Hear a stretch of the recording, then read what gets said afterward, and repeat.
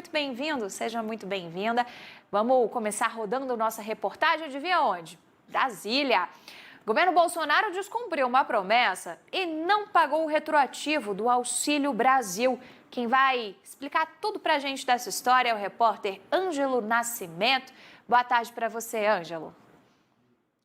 Oi, Bel, boa tarde para você também, boa tarde para todo mundo que está acompanhando a gente aí pelo Band News TV. Pois é, havia essa promessa foi feita lá atrás, né, pelo governo do presidente Jair Bolsonaro para o pagamento desse retroativo do Auxílio Brasil. Inclusive, essa história já começou a circular no mês de dezembro, mas naquela ocasião, o que disse o ministro da Cidadania, João Roma? Não, pessoal, vamos com cautela, vamos verificar direitinho se vai ser possível ou não efetuar esse pagamento. Mas acontece que foi feita essa verificação pelo Ministério da Cidadania e o martelo de fato já foi batido, não há então possibilidade nem previsão para o pagamento desse retroativo. É importante ressaltar o seguinte, por que essa promessa, né, foi feita lá atrás pelo governo? Justamente porque em novembro, então, foi extinto o Bolsa Família. E com isso houve a substituição, por conta da força de lei, de uma medida provisória editada pelo governo do presidente Jair Bolsonaro, criando ali o Auxílio Brasil. Então, naquela ocasião, as parcelas, né, do Bolsa Família chegavam em torno de R$ 190. Naquela ocasião, então, com a extinção do Bolsa Família, o governo falou o seguinte, vamos fazer já a substituição a partir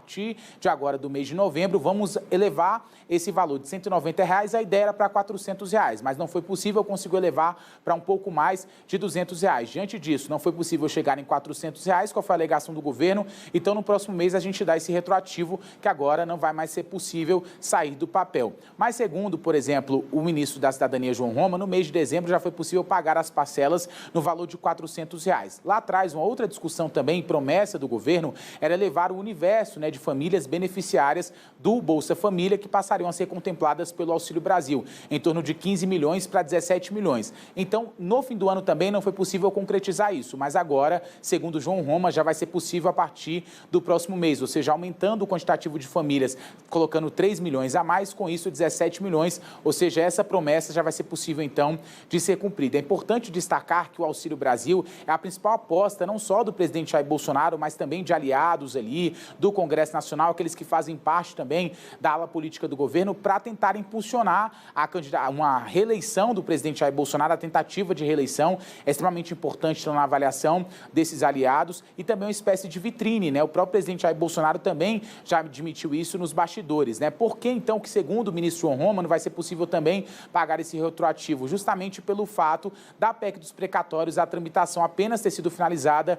no mês de dezembro. É importante lembrar que, de fato, a principal aposta do governo para viabilizar o Auxílio Brasil foi justamente a PEC dos precatórios. Teve toda essa discussão, né? Porque primeiro teve a promulgação, houve um fatiamento do texto. Primeiro se promulgou uma parte, depois teve aqueles pontos que não eram consenso nem entre o Senado, nem até mesmo a Câmara, chegaram no consenso, aí houve então a promulgação total desse texto. Com isso, o governo conseguiu um espaço no orçamento superior a 100 bilhões de reais para poder justamente custear essas parcelas do Auxílio Brasil no valor de R$ 400. A gente lembra que precatórios, né, são aquelas dívidas da União reconhecidas pela Justiça 2022. O Ministério da Economia orçava em 89 bilhões de reais. Houve uma mudança no cálculo e com isso também teve um pagamento em 2016 que foi levado em consideração. Com isso, esse valor caiu para 43 bilhões de reais. Mas fato é que, de um lado, o governo não consegue cumprir essa promessa do pagamento do retroativo do mês de novembro do Auxílio Brasil, mas consegue cumprir uma outra promessa que é pelo menos elevar, ou seja, aumentar o universo de famílias contempladas pelo Auxílio Brasil. Isabel. Que resumão, hein, Ângelo Nascimento? Muito obrigada por isso, né? Foi puxando ali no ano passado tudo que aconteceu em relação à PEC dos precatórios, aquela discussão meio chata, né? Mas que tem tudo a ver com esse nosso assunto também, né? Do Auxílio Brasil. É uma das bandeiras populares do presidente Jair Bolsonaro, importante para este ano, que é ano eleitoral. E aí, quando vem uma notícia dessas, de que o governo não cumpriu ali algo que foi prometido, né, pagando esse retroativo, é claro que é um pontinho negativo para a imagem do governo Bolsonaro. Em uma semana que o governo já está muito ali no centro, por exemplo, de discussões envolvendo reajustes salariais. Ontem a gente viu o protesto de várias categorias de servidores aí em Brasília. Semana que está trazendo desafios para a popularidade do presidente da República, Ângelo. Sem sombra de dúvida, né, Isabel? Respinga bastante e preocupa muito a ala política, né? Porque agora o presidente Jair Bolsonaro tem em mãos toda essa questão, tem a questão do fundo eleitoral, porque teve agora, então, essa manifestação da Advocacia Geral da União junto ao Supremo Tribunal Federal, dizendo que não há nada de inconstitucional em relação à possibilidade do fundão neste ano chegar a 5 bilhões e 700 milhões de reais. Mas acontece que a caneta está nas mãos do presidente Jair Bolsonaro, vai ter que decidir sobre isso já até a próxima sexta-feira, se vai sancionar ou vetar. Lembrando que na aprovação de fato do orçamento no fim do ano passado, qual foi a decisão do Congresso? Diminuir esse valor para 4 bilhões e 900 milhões de reais, mas é um valor bastante alto. E há uma preocupação, inclusive, do governo o seguinte: será que não seria necessário mantermos aí o valor de 5 bilhões e 700 milhões de reais, porque podemos descumprir alguma coisa da Lei de Diretrizes Orçamentárias? É um ponto extremamente importante. Uma outra questão é justamente também saber se o presidente Jair Bolsonaro vai cumprir a promessa dele para essa categoria, policiais rodoviários, policiais federais e também policiais penais. Por quê?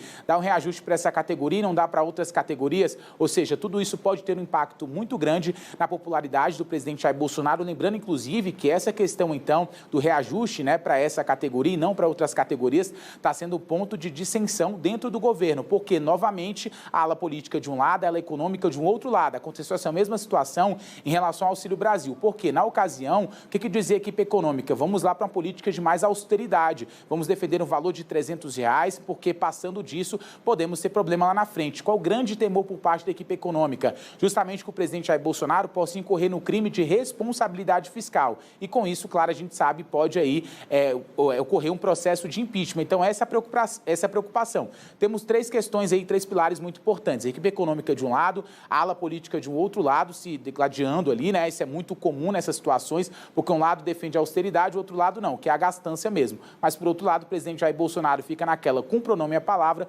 porque isso pode ter um impacto, com certeza, ainda mais na popularidade dele, viu, Isabel? E quando a gente fala, por exemplo, da questão dos servidores e do reajuste salarial, né, Ângelo, a pressão recai também sobre o Congresso Nacional, querendo ou não, né? O valor do orçamento que foi aprovado lá no Congresso Nacional era especificamente, né, para as categorias da Segurança Pública, Polícia Federal, Polícia Rodoviária Federal, e os outros servidores estão batendo na porta do Ministério da Economia, mas quando o Congresso voltar às atividades, também vão bater na porta ali dos deputados e senadores, né? O orçamento não deixa de ser uma responsabilidade também do nosso legislativo. E o ponto mais importante é sobre a influência que essas categorias têm junto aos parlamentares. Então, esse início de ano, pelo menos, enquanto a lei permitir qualquer discussão sobre reajustes, já que é ano eleitoral, isso vai ser muito bem ali exemplificado nessas relações do Congresso Nacional, do Palácio do Planalto, com algumas categorias. E, querendo ou não, saia justo ali para todo mundo nesse processo, né, Ângelo?